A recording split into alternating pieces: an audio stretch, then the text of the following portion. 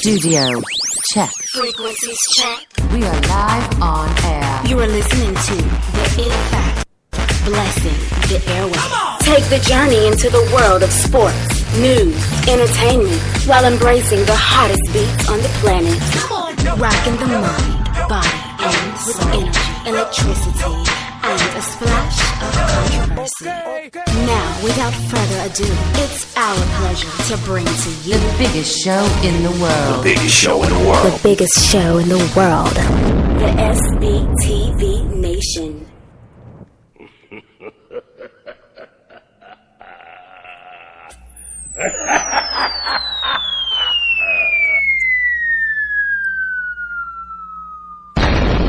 Yeah, ladies and gentlemen, good morning. Happy Halloween to everybody. It is Monday. It's a brand new week, but I don't feel like turning the page so fast because we got to talk about what went down in the NFL yesterday. And Dream, congratulations on another stellar day, my man. It was hard fought, man. It was hard fought yesterday. We had a couple of great spots, that we talked about on the show. First, good morning. Happy Halloween to everybody, by the way. Yes. Did your house get egged last night at Mischief Night? We don't get that type of activity up. And even if we did, this house would be exempt from that. This house is everybody really knows that, Yeah, it's not happening. Exactly. So, yeah, man, great day on the football field yesterday. We managed to get out alive. I did not bet the game last night with Dallas and Philadelphia. I stayed away from it. I just basically took my money and ran. But I did have to stomachache the Cubs a little bit, Dre. That was a little bit of a headache, but we got that going. And I say we jump right into Monday morning quarterback, unless you got something before we do that. I just wanted to ask you really quick about the Cubs because I didn't see much of that game, but there is some talk. I guess something happened. Did you watch the game? I don't know. Did you? Not really. I was going back and forth. I was doing most of it on my phone because my kid and I were watching WWE pay-per-view as we do. Okay. It's like that's like one thing that I could actually get my kid to sit down and chill with me outside of football, obviously.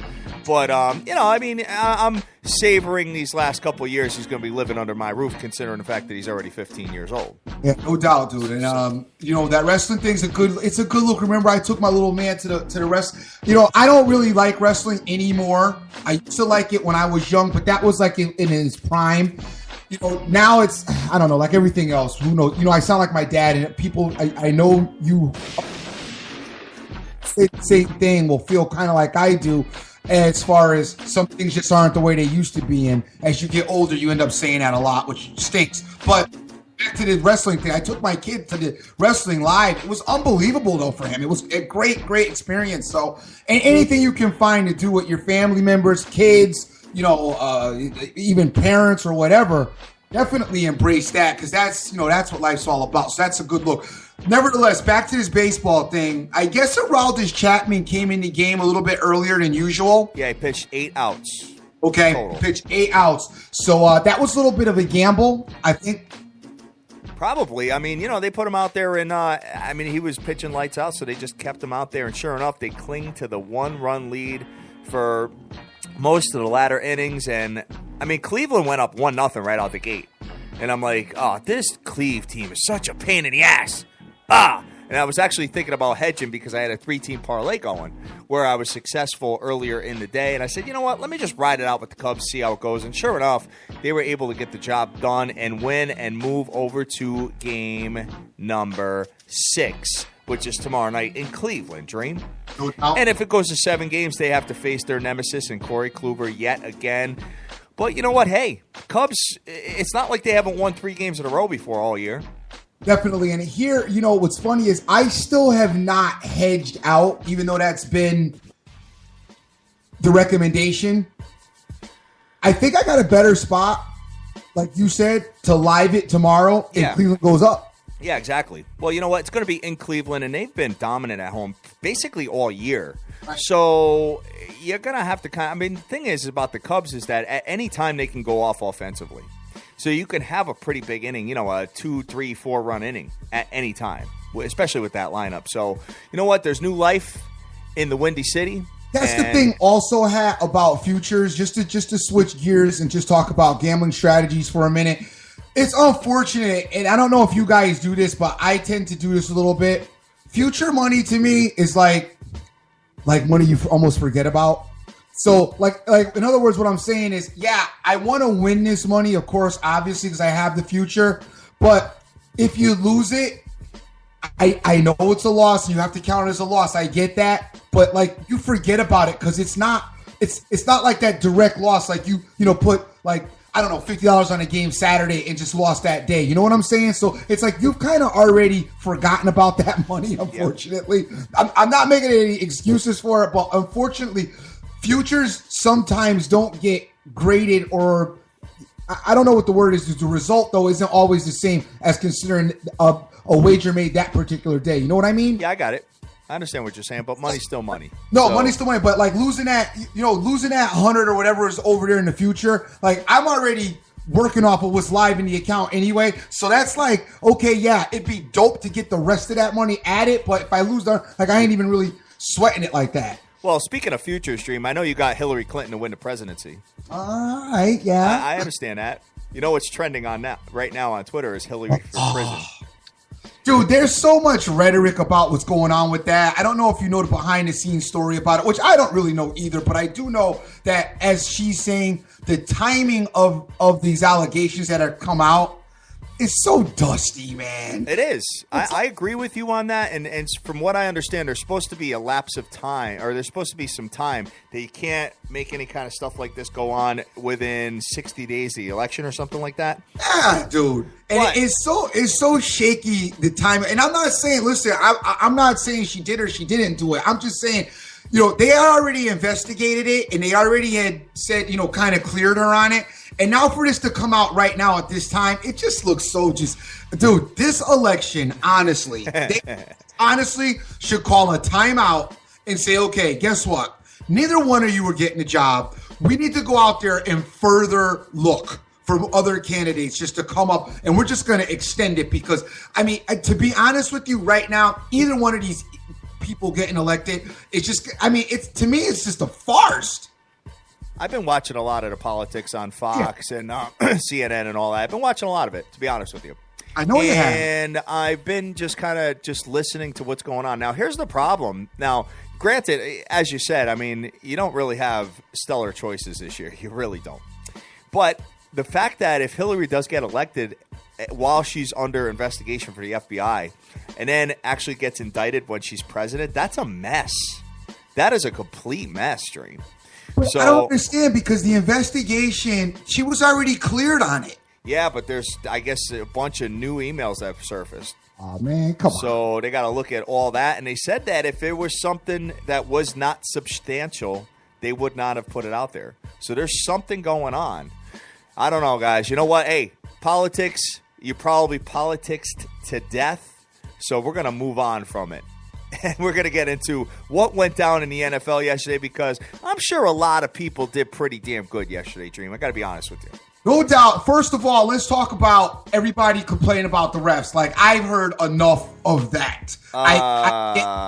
Yeah, but the Clemson-Florida State game, come on, that was a little crazy. I'm not talking about that one. I'm talking about the NFL complaints. No, the college refs, that's a whole nother show, and we can get into that on maybe Thursday. But the NFL started a bunch of their rhetoric with the refs yesterday, starting with your boy, who I have, by the way, had enough of Cam Newton.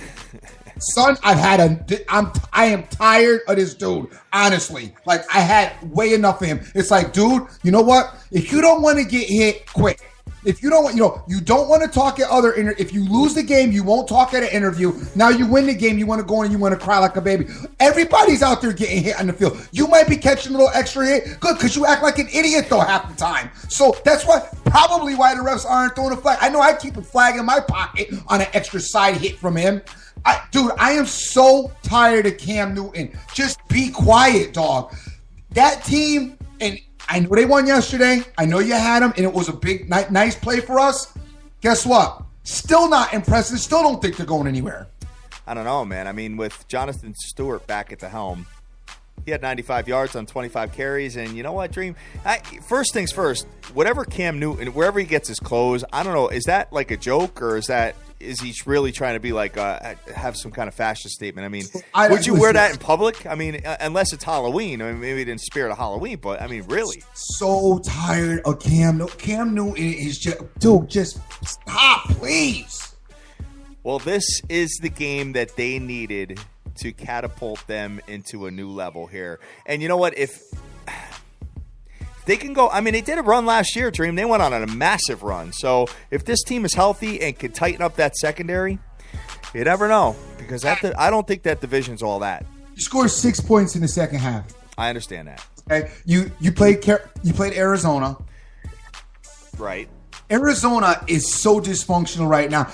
In Arizona, you look at teams, I cannot understand why Arizona is so bad because if I look at other teams, I can point out certain things. Okay, well, this one lost that. I mean, you look at Carolina, they lost Norman, even though it still looks like way more than that is a problem. But when you look at Arizona, it's like you can't put your finger on anything that they lost. So it's like, why are you guys so awful this season? I heard somebody say, I believe it was, I don't remember who it is, I'm sorry. But somebody said that this team does not have any identity, and I agree with that so much. They don't know if they want to be a deep ball team. They don't know if they want to, try to run the ball. They don't know what they want to do offensively. They have no identity offensively, and I agree with that 100%. I can't figure it out with them, and it is a mess what they got going on. I know that they just absolutely sink on the road. Well, I can tell you this much, that it seems like they almost panic.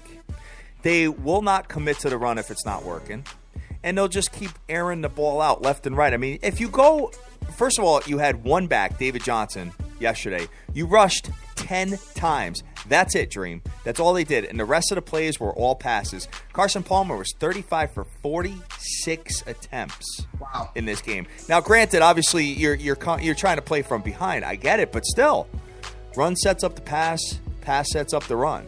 And if you only run 10 times in a ball game, I mean, realistically, that's why Carolina was successful here. And this team just seems like they panic. And we go back to the psyche of players. When you think you got a Super Bowl contention of a team and you go into Carolina and get blown out last year, you know what? Maybe this team just doesn't think they have it. Just like the Cincinnati Bengals, which we'll get into in a few minutes. But I don't know. It might be just the psyche. I mean, Fitzgerald's 1 year older. Carson Palmer's not all that. Never has been. Maybe their time came and went, Dream. Maybe last year was their best shot. Carson was dope. I'm not last year, but I mean, he was decent last year too. But I mean, Carson was, you can't say never has been. Carson was dope at one point. I honestly think Carson Palmer, I hate to say this, I don't think he ever bounced back from the injury that he got in that AFC playoff game when the Steelers knocked him out for the game. Maybe not. I don't think he's ever bounced back from that. But moving on, you know, that game was that. Cam Newton's crying, talking about he's getting hit more than everybody else. He doesn't like it. Refs are not making the calls. This, and that, and the other. Cam, like, okay, whatever. Bye. Next topic. Exactly. So, anyway, moving on here. There was a game. Dream, I did the show yesterday. Yes. I got some food. I went home, and I had a date with my couch all day and all night. And I watched the overtime tie between the Redskins and the Bengals, and icing the kicker is a big thing in football. Dude, first of all, forget icing the kicker. I mean, well, I'll forget. Let's put it to the side for a second. Have you ever seen so many missed easy field goals? I don't remember. No, in the NFL, I have never remembered. I'm not talking about like 56. Forget those. I'm talking like 25 to 30 yarders. Yeah, I don't know. I mean, just the kicking game in football overall has been bad this year. It's been bad. What happened? I don't know. Even some of the big guys are missing some field goals here too. So, you know what? I just don't really know. Maybe it has something to do with just kicking extra distances from, for the extra points. Maybe they're tightening it. But it's the same process. It's the same thing. So I don't know. They're actually talking about, Dream. The NFL is talking about bringing the goalposts in a little bit. Oh, make it even harder. No. That's been the conversation. I heard it yesterday. here's the deal. First of all, the NFL needs to think about, one, letting the England thing go. Because that, I don't think, is working. I don't mind it. Considering the fact that you got something to do in the morning. Hat, here's my issue with the England thing. Game starts at 9:30 Eastern Standard Time, right? Yep. What time's your West Coast people getting up to watch a football game? Not at 6:30 in the morning.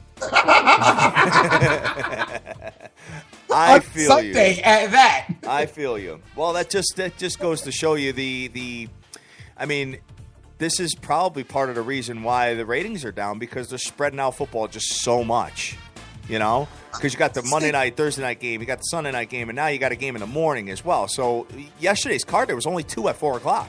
And that's, the NFL kills me with the 2 at 4 o'clock. You could have taken Tampa Bay Raiders and moved it. You could have even moved New Orleans, Seattle, moved it to 4. I don't know why. Like, the NFL, really does not feel the West Coast. I mean, it's apparent to me that the NFL and the West Coast, they're like, so what?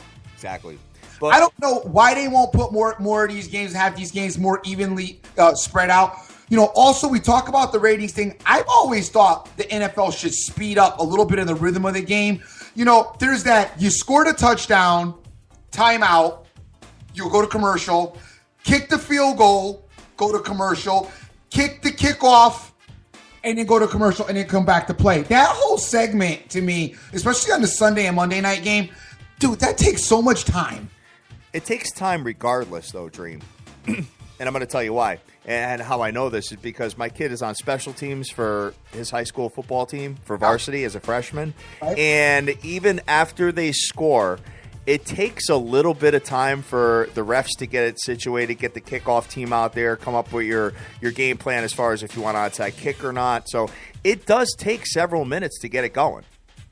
So that's perfect time for a commercial break. Right, but first of all, you're talking about high school football and you're talking about professional football. And secondly, on the Sunday afternoon games, some of the games, they don't have that same sequence of breaks. I'm talking about the Monday night, the Thursday night, and the Sunday night games. If you look at their sequence of breaks, there's like one extra sequence of commercial breaks than you get on your regular games in the afternoon. But I know what you're saying, but they need to cut one of those. Well, that's how they pay their bills. Got to have commercials in there. And these advertisers are paying a lot of money to be on an NFL Sunday, Dream. You're still going to get your bills paid. Injuries, you got the review. You got reviews all the times that the referees go under the booth to review stuff. There's still plenty of time to get them ads in there. All right. Well, you know what? That's why I watch the Red Zone channel all day. Me no too. commercials at all going on there. So, Dream, I got to be honest with you. I'm impressed with the Kansas City Chiefs. Well, don't be impressed with them for long because guess what? I know. Nick Foles is their quarterback now. What is Alex Smith? I mean, I know he had a an ear injury in the first half, but then he got knocked out again. I think that Alex Smith has a bad concussion. I got to be honest with you. I don't think it's of the regular the regular ingredient of a concussion. I don't think it's regular. It looks like it's bad. And I think, they're saying that the first one wasn't a concussion. I don't know. It looks shaky to me. I think he already had it, went back in the game, and then really got knocked up. And I'm worried because dude was down. He was down. Dude was down. And now you got Nick Foles coming in. I'm not going crazy over Kansas City. People forgot, I think, that this Kansas City team, I'm not going crazy over Kansas City beating the Colts because people forget. This Colt team, dude. I know. I said it yesterday. Their defense is awful. Their defense is awful. And Kansas City's defense is really good. I don't think we give them enough credit. Well, I have. It started out in the season, though. They had lost a couple of elements, and they're getting a little bit healthier on defense. In the beginning of the season, though, the defense did look shaky. And now they've seemed to tighten it up as the season is going on. The issues now, though, dude, if you got to go with Foles. You don't like Nick Foles?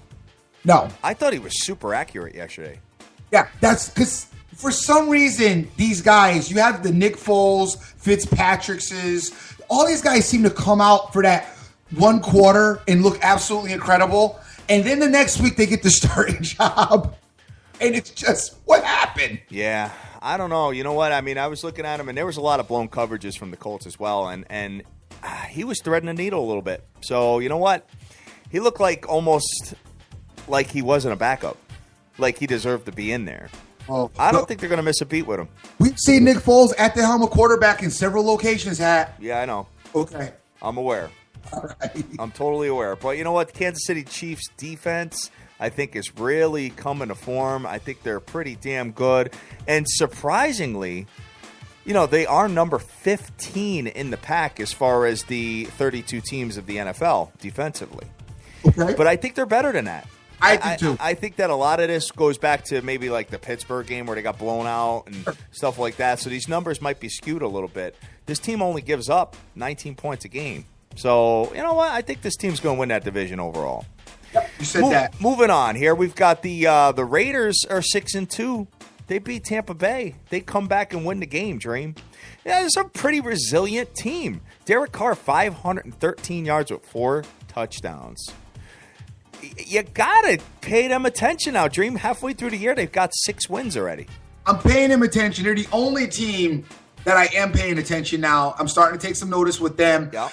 The relationship between Carr and Crabtree, I just keep scratching my head. Knowing that Crabtree was a 49er receiver and seeing him play now with the Raiders, it's like, dude, this is what we were looking for when you were with San Fran. If you had acted like this a little bit when the Niners were good with Harbaugh and that great defense that they had, we probably would have won the Super Bowl, but we couldn't find this Crabtree who all of a sudden has emerged in Oakland. I don't know what it's all about, but you know, it's definitely a potent combination. The other thing here is one of the bigger letdown situations in professional football for me, Tampa Bay Buccaneers. I actually thought that the Tampa Bay Buccaneers were going to take the next step this season and get something popping. Dude, big disappointment for me this season. It just seems like they don't want to win at home. 0-3 at home. They have that whole, I don't know, it just seems like they're not interested.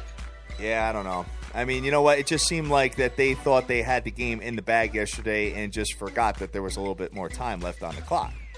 And you know what, Dream? When you look at Oakland and their receiving core, I mean, you got some talent there between Cooper and Crabtree. Sure. You know, so, I mean, and Derek Carr's been doing pretty good. I got to give it to him. No, he's been doing well.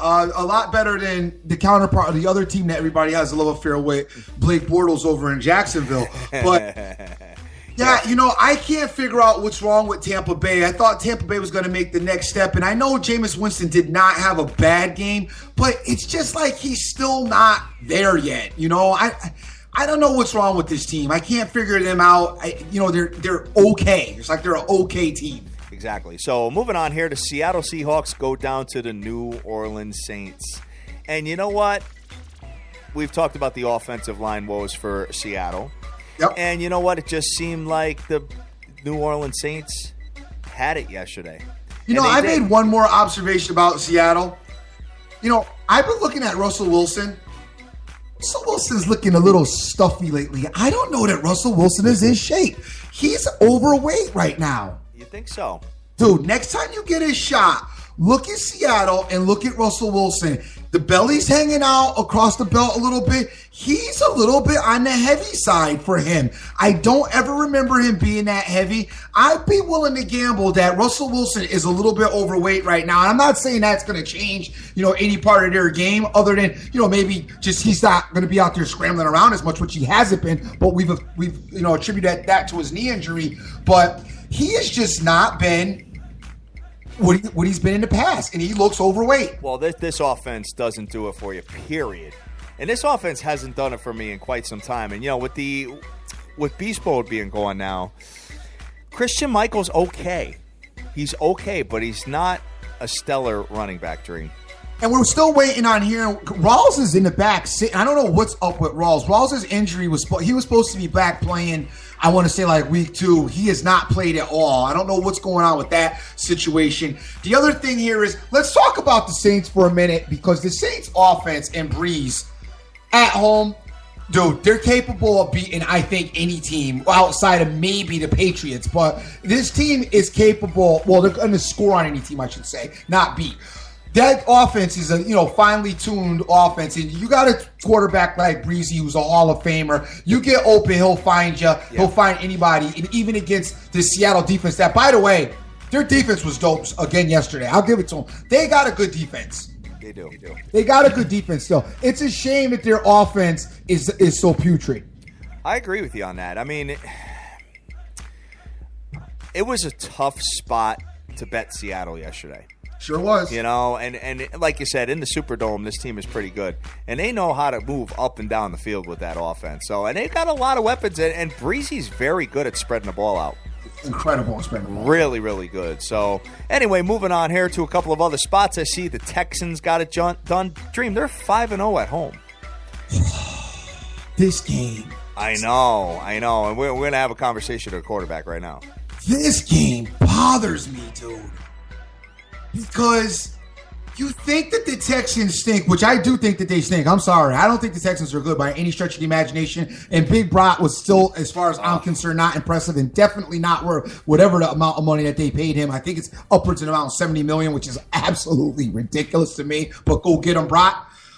But the Lions, dude, you know, just when you think the Lions have figured it out and they're not the Lions, they turn out to be the Lions.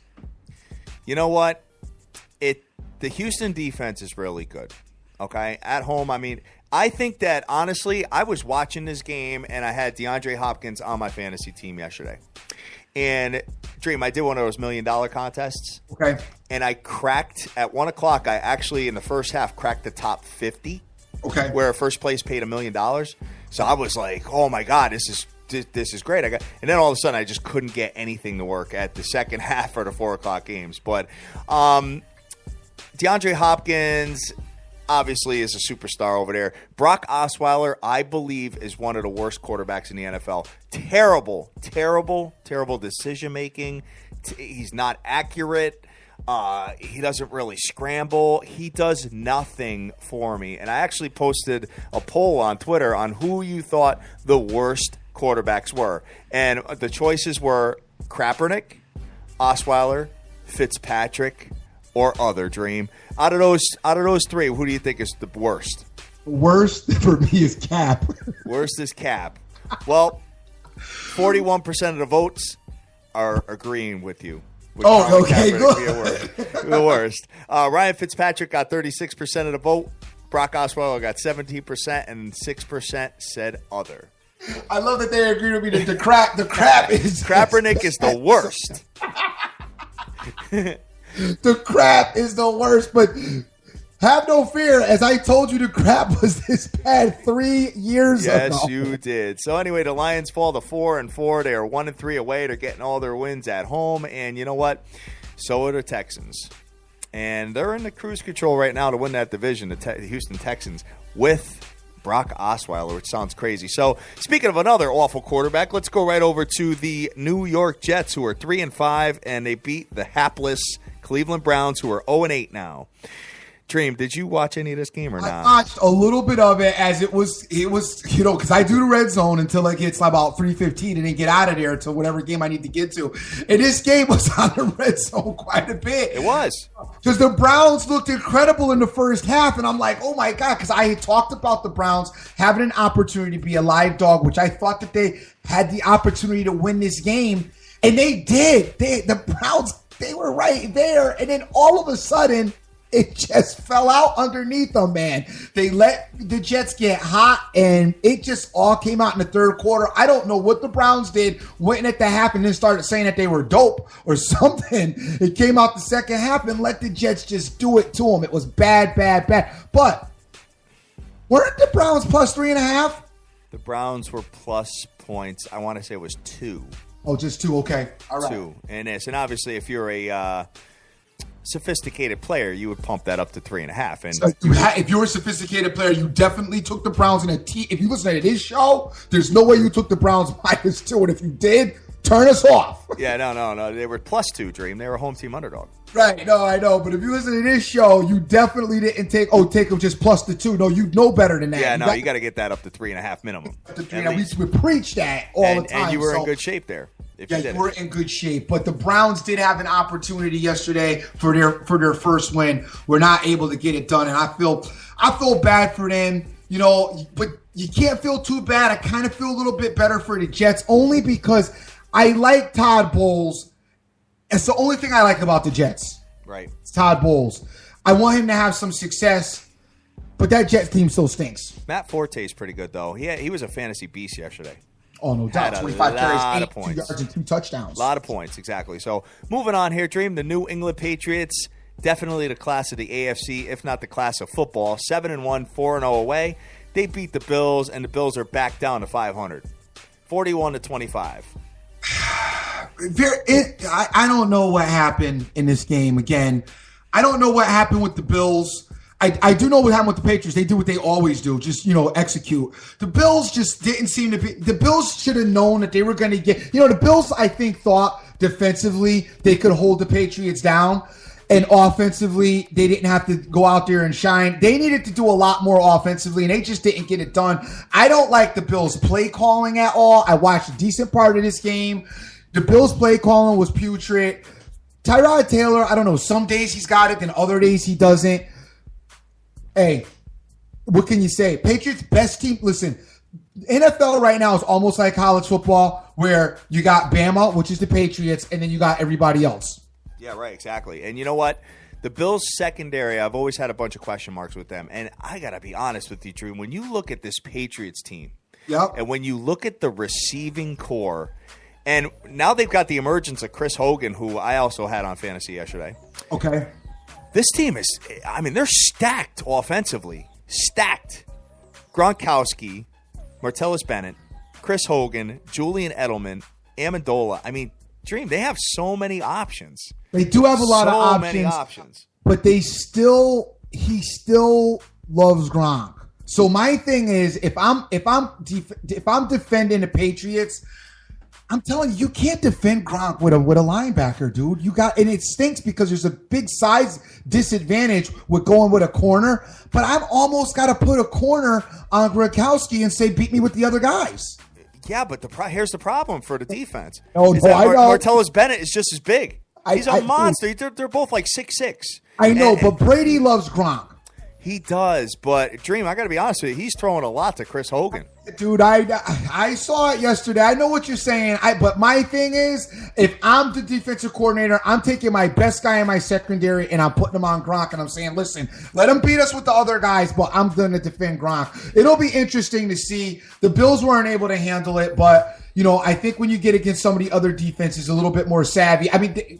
Well, why couldn't he do it against the Steelers defense? Which, by the way, is not one of the better defenses in the NFL. No, I agree. That's still puzzling to me. This team, I got news for you. The Patriots will probably have home. If they have home field advantage throughout the playoffs, you're going to see them in the Super Bowl again. You know what? Before you get into that, I was telling Cash Action Best last night. Me and him were talking back and forth about them. It's like I always say, too easy. Looks too easy. It looks like the Patriots just going to walk right to the Super Bowl and win it. Might as well give them the trophy right now. And always, not so fast. Perfect example, go look at the Chicago Cubs right now facing elimination. Yeah, right.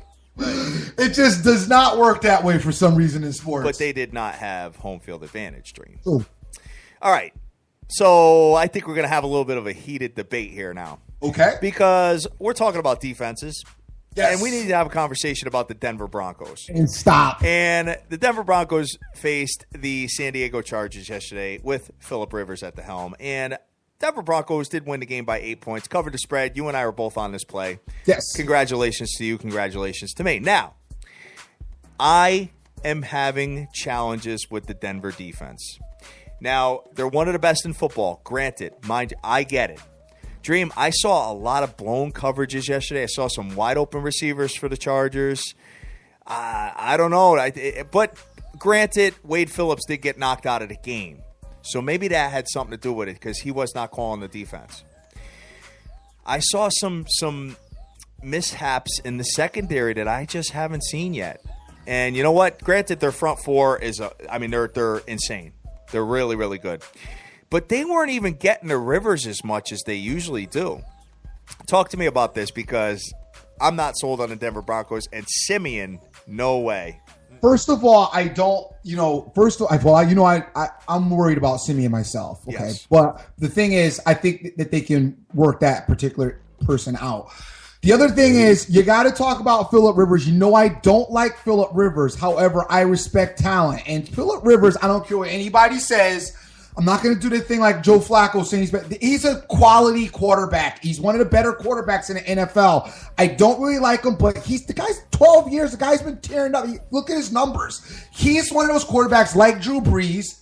He's going to get points. He's going to find people open. They are going to have some success in the offense that they run. Now, the flip side of this with Denver's one of the few teams that are able to man you up and play man-to-man defense against your offense. At times, you are going to catch some mismatches, and you're going to catch them. That's just going to happen in football. However, the other thing that Denver does, they cheat. They do a lot of cheating. They will spend a lot of time cheating. They get in that feeling real good about themselves, which I saw in yesterday's game. Sometimes the corners are going to cheat, hoping that the safeties will back them up, and free safeties are going to back them up and cover in cheat situations. And that will occasionally get you in trouble. You'll see some blown coverages. Also, they're expecting that their front four is going to get enough pressure on. If you got any other quarterback, because Rivers made some passes that I saw, 80% of the other quarterbacks in the NFL would have thrown incomplete passes or interceptions in those situations that Rivers got it to his guys. Okay. So you got to give them a small pass for that. I'm not going to even read into the Wade Phillips thing not being there because I don't necessarily think it was that. But, you look at this game. The Broncos did fumble the ball on the 1 yard line going in. So they would probably have been up 14 and probably would have been even more comfortable ahead in this game. Simeon, I agree with you. I don't know what's happened. It seems like he's taking a step back and not a step forward as his season's gone on. But hopefully they'll figure that out before the end of the year. Well, we've been super successful betting the Broncos at home. Sure. That has been definitely a moneymaker. I mean, they're 4-1 at home right now. It is tough to win out there. And I was pleasantly surprised with well, not pleasantly because I bet the Broncos, but I was surprised with the stamina of the San Diego Chargers. I mean, they didn't seem like they missed a beat in that altitude at all. They were moving up and down the field left and right, man. So anyway, Simeon did have 276 yards, and the Denver Broncos are the number one secondary in the NFL. I just saw some breakdowns yesterday that I don't normally see. So that's all I'm saying, Dream. And when you take that party on the road and you're going to go into Kansas City, I think Kansas City is going to have the better of them and get the job done, personally. And I don't think that the Denver Broncos are winning. Nick Foles. Right. Two more games to talk about. We had the Green Bay Packers fall to the Atlanta Falcons, and Green Bay played a good game. They honestly did, in my opinion. But the Falcons, offensively, but the Falcons just were better and got the job done by 1 point. You got to play defense at the end, boys. What's your thoughts on this game? Green Bay looked a little bit better than they've looked for most of the season. The rhythm seemed to be there. Aaron Rodgers also looked a little bit sharper than I've seen him so far this season. So that's a bright spot for Green Bay. Unfortunately, they're decimated with injuries. No, Eddie Lacy, the run game is definitely missing. Don't know if Booker is going to be able to get it done, but it looks like he may be able to. Jordy Nelson slightly looked back, but he's still not back in this offense yet. That's all the good stuff for Green Bay. The bad stuff is the defense is really banged up again. No Clay Matthews again. Oh, some of these guys with their injuries, you're just so sick of seeing them spitting out sunflower seeds in a sweatsuit on the sidelines. Yeah. And Clay Matthews is one of those guys, it seems like every season, he's out a few games, and it just kills them because they need his presence, especially with this defense. Atlanta, very good day. The one thing I will give Green Bay said, if you're going to beat us, it's not going to be with Julio Jones. And this is my thing with defenses. Dude, NFL, learn from – I know that they lost the game anyway, but at least Julio Jones didn't kill him for 200 yards. Well, if you go out and say, that means that somebody during the week said, look, we're going to do this with Julio Jones and take him out of the game. This should be being done by every team in the NFL when you play Atlanta, as far as I'm concerned, or any other team with a dominant wide receiver. Look, they're going to beat us with the other guys, but they're not beating us with this guy. I love that, and they were able to execute that, and that is not a good defense. So every other defense in the NFL should be able to do the same. I agree with you, but he did get banged up. He had an ankle injury. Who, Julio? Yes. Yeah, okay, got banged up ankle injury, but still, they weren't allowing him to get off, and that was impressive to me on that part. Now, the flip side of this, I think Atlanta, dude, I hate saying it with them, but I think that they're good. Just they don't play defense. I know they don't play. I'm talking about offensively. I think that they're good, and I just think that this season for them, games that they are accustomed to losing, I kind of think they've taken another step from that they win those games now. And I know they don't play defense, but they got enough offense to get around that. Playoffs will be a different situation for them, but regular season, I think you can have a lot of success in that Atlanta team. Well, they are 5-3 Yeah. in the driver's seat to win their division. Hopefully for their sake that Killer Cam and the Carolina Panthers don't go on a massive run here. But I don't think they need to be worried about Killer. They already beat Cam, by the way. yeah, in Atlanta. But you got to go to Carolina next.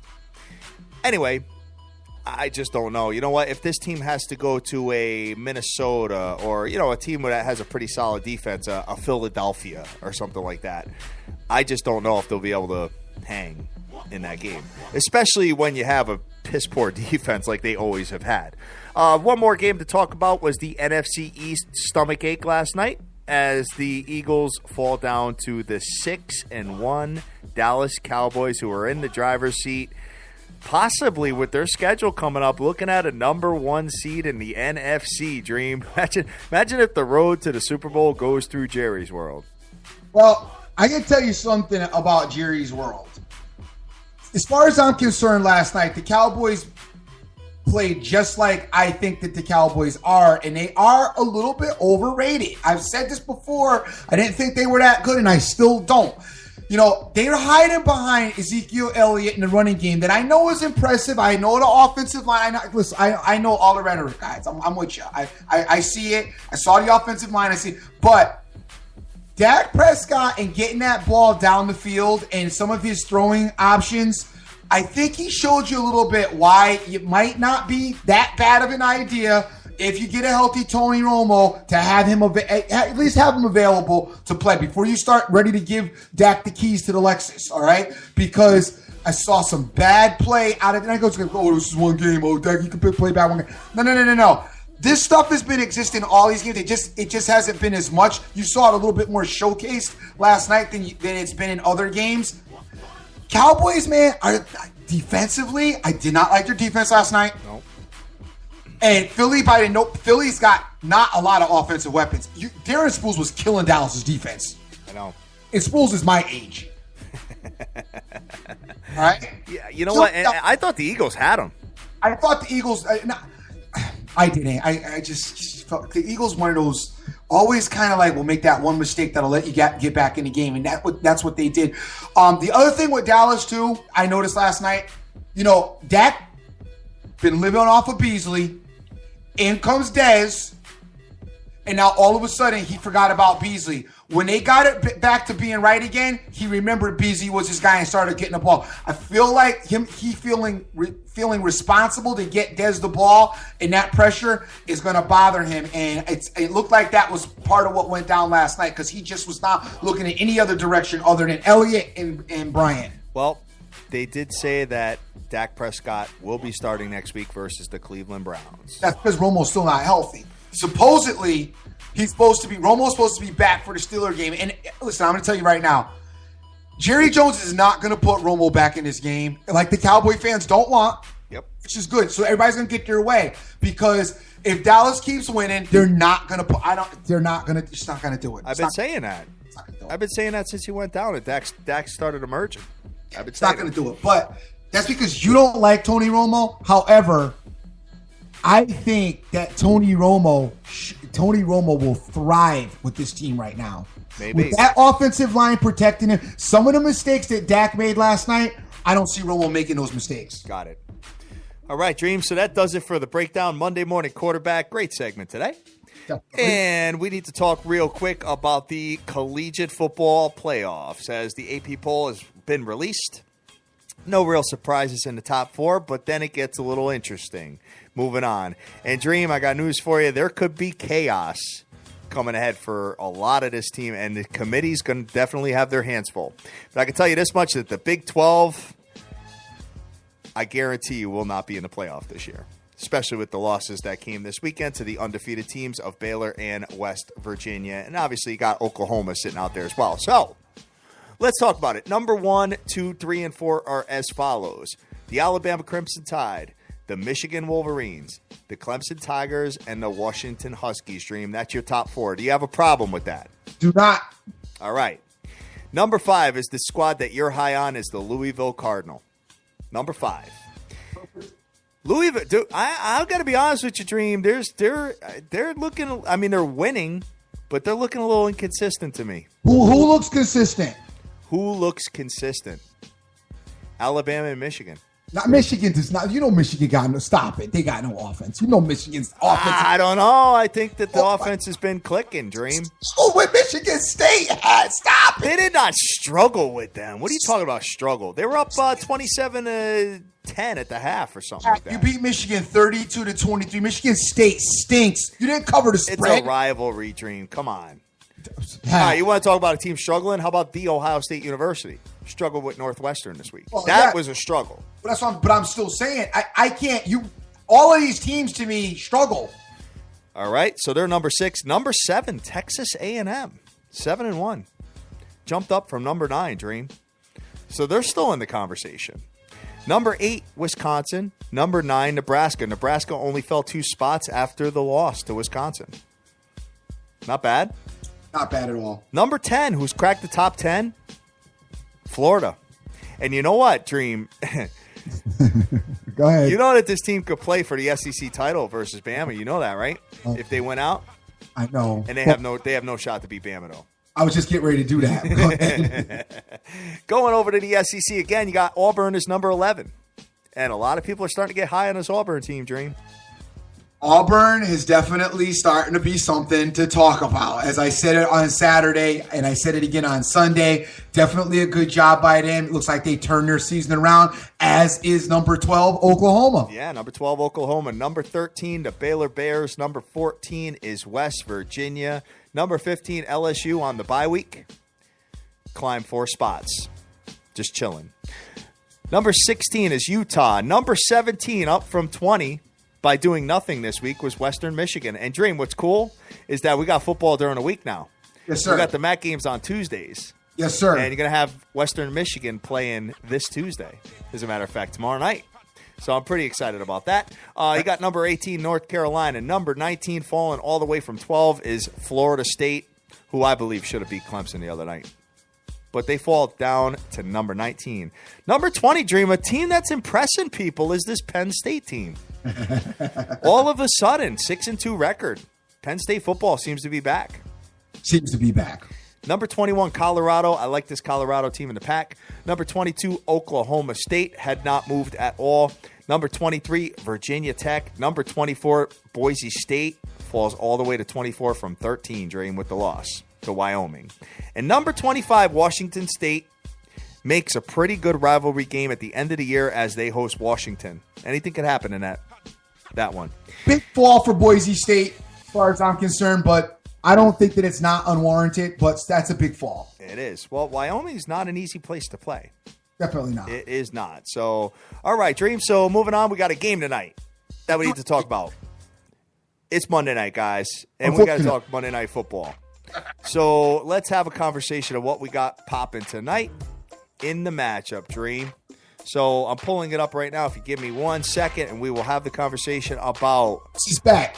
Cuddles said he's ready. Very awful game. We got the Minnesota Vikings going into the Chicago Bears, and the Bears are a home team underdog on prime time. So, but I don't think your boy can ever consider betting the Bears. So I'm most likely going to stay away from a side on this game. Now, the under-over is 40.5 points. I'm going to let you kick it off and see what you got up your sleeve on this one. All right, this is what I got up on my sleeve in this one. Nothing. Yeah, right. I'm going trick-or-treating with the kids. Yeah. And having no interest in this particular game because no way. Don't know who the Vikings are. I said that they weren't as good as they've been all season, and it finally came out last week against the Philadelphia Eagles. Now I don't know how they move forward, but I don't think that Chicago is that big of an issue either. Cutler is supposed to be back. It will be interesting to see how he fares being back at the helm again. Chicago Bear defense still nothing, to shake it, nothing to be impressed about. 364 yards allowed, 257 through the air, 107 on the ground. Bradford should be able to have some success as long as his line can hold up for him, which didn't hold up for him last week, but maybe will hold up for him this week. I don't know what happens this game. Don't like it. Not touching it. Not going anywhere near it. No. Especially if you guys got kids out there, the last thing you should be doing is stomach aching this nasty game tonight. Because it is Halloween and you should be spending time with your family. Now, I mean, this game, it gets dark in most of the country, earlier than the 8:30 hour. But still, this one here, I mean, you look at Chicago, you got the home team underdog on primetime thing. I get it. But Chicago is 1-7 in the last 8 games at home, guys. They're brutal. Minnesota, I mean, hey, listen, everybody's high on this team. I hear a lot of analysts talking about them going to the Super Bowl. I don't see it at all. I can't see it with Sam Bradford at the helm at all, Dream. Minnesota has beaten the Chicago Bears 4 of the last 5 times they played them, including the last 3. 40.5 seems awfully low for an NFL total. I know that the Minnesota Vikings have a pretty ferocious defense, and the Bears do not score any points.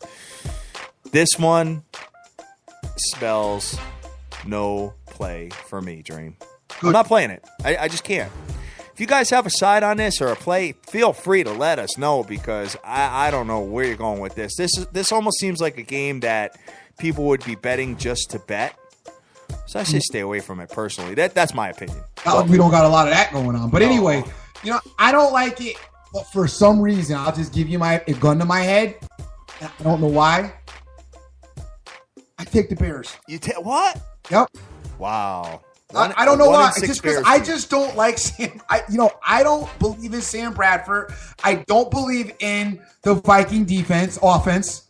I think the Viking defense is good, but as any defense, if you're out on the field the whole game, I don't know how successful you're going to be. When I look at the Chicago team and you bring Cutler back and you look at Alshon Jeffrey and you're supposed to be getting Langford back in the lineup again tonight. I don't know if he's going to play or not, but he is listed as questionable. And them being at home, I just don't know. But for some reason, like I said, gun to my head, which I'm not playing. Get me right, not playing, not even recommending. But I think Chicago Bears win. All right. Well, you know what? If you are betting the game and you're taking the dog, then you probably want to pump it up to 7.5. Based on this crazy season, based on what we've seen, based on just how things have worked, I'm not at all be surprised if the Bears win this game. Right on. All right, Dream. So that's going to do it for us. All right. So what do you got to do to close out of here, my man? Real quick, you got Western Michigan playing tomorrow. Who's playing tomorrow, you said? Western Michigan, I believe, is playing Ball State tomorrow night. Thoughts on that? They should murder them. But you know what? Again, you got that home team dog on prime time thing, so I'm probably going to have to fall back from them tomorrow night. They're going into Ball State, who is 4-4 on the year, and they're giving 18.5 points. Staying away from it, brother. Okay. All right.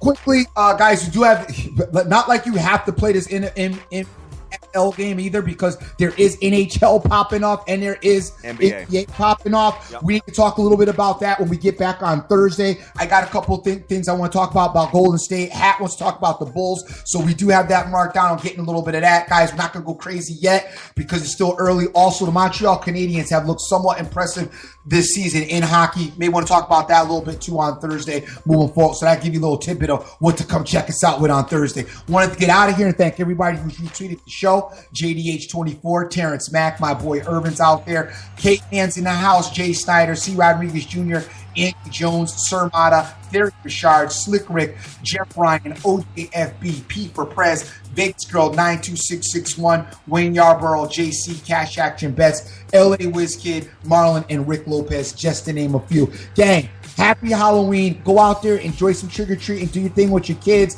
Please don't let the gambling or the sports get in the way of that. That comes first. This other stuff will always be around and always be here for you. I'm the Dream. Always remember who you're with and make the most of each and every day, but you cannot get this time back. Yes, sir. Guys, we love you to death. It's Monday. Go conquer the world. It's a brand new week. You can do it. You definitely can. Whatever it is, make all your dreams a damn reality and get that money. Let's go.